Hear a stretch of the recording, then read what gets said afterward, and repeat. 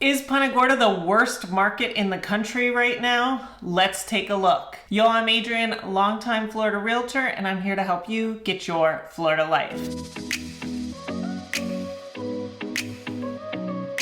Happy Wednesday, everyone. If you're new here, new videos come out every Wednesday. I do a market update at least at every month at the end, and today is that day. We are gonna start off talking about an email I received from a colleague, another realtor in Arizona, a friend of mine, who sent me a list showing Punta Gorda not doing so well. We're gonna talk about that today. So the email that I got, it's from Resi Club. It is looking at US home prices as measured by Zillow Home Value Index. And we are looking at the top 10 housing markets month over month. And we are looking at the weakest month over month appreciation. And here we are in a list that I do not want to be on in general. And we are number one. Punta Gorda has made it to number one on this list. We're going to look at some of the numbers over the last month to see what that really means. Sometimes when we compare,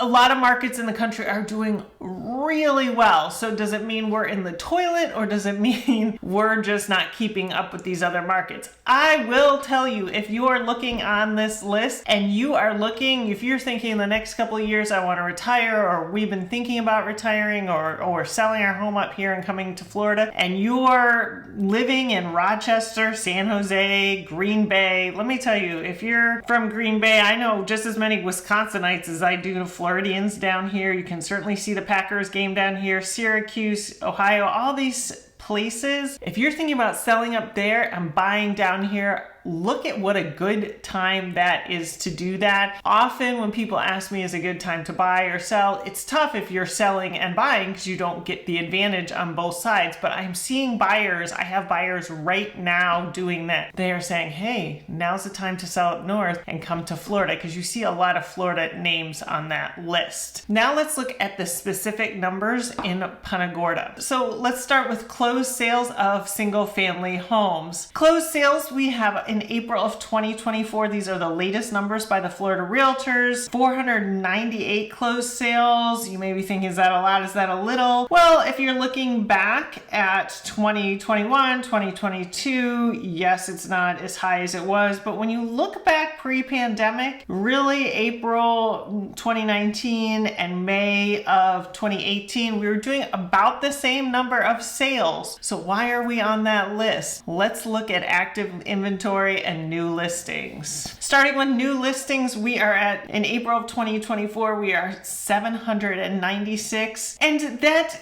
is high, but it probably wouldn't be so bad if we didn't have such high numbers before that going into April. The only time we had low numbers is December, which is typical. One thing that I'm thinking a lot about, of course, when we have a market like this and it's just hitting Punta Gorda, everybody's asking me why. And I've said this before, there's not a very great specific reason. It's not as if this whole town is built around a factory and the factory closed down and now people are moving. I know a lot of people say insurance, but you're seeing just as many as people in 2018, 2019, closing on single family homes.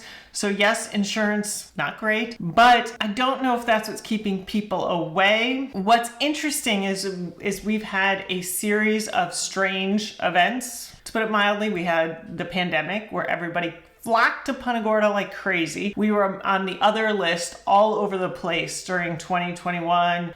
We were on the most popular destinations, highest appreciation list, all of those. We hit those all the time. So we had that. So we have a balancing out of that. Also, if you look at the chart with the new listings, what's interesting is last year in 2023 in January, where you typically have a lot of new homes go on the market, it looks like we didn't didn't have as many, and I would say that's because we had a hurricane in October of 2022. A lot of people were getting their houses together, getting repairs done. We have buildup of people waiting to sell that we're kind of running into here. When we look at the active inventory, you can see it's just been growing and growing and growing. We haven't had this high of a number in a long time. What has that done to our median sales price? Actually, not as much as you might think. We are currently at $390, and if you look back at February 2022, we got to $388,500, and it has gone up and down and around that number ever since. We have been in the high 300s. So all of this up and down, that to me is a lot, because while we're seeing a lot of homes come on the market,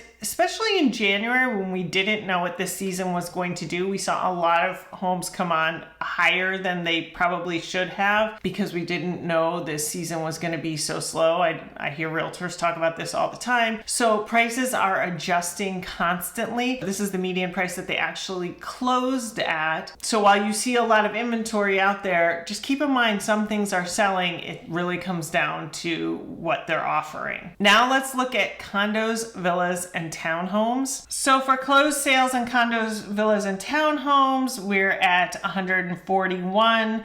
In May of 2018, we had 149. We saw that number again around the end of 2020, but we have really been down in condos in the last year. This is happening all over Florida.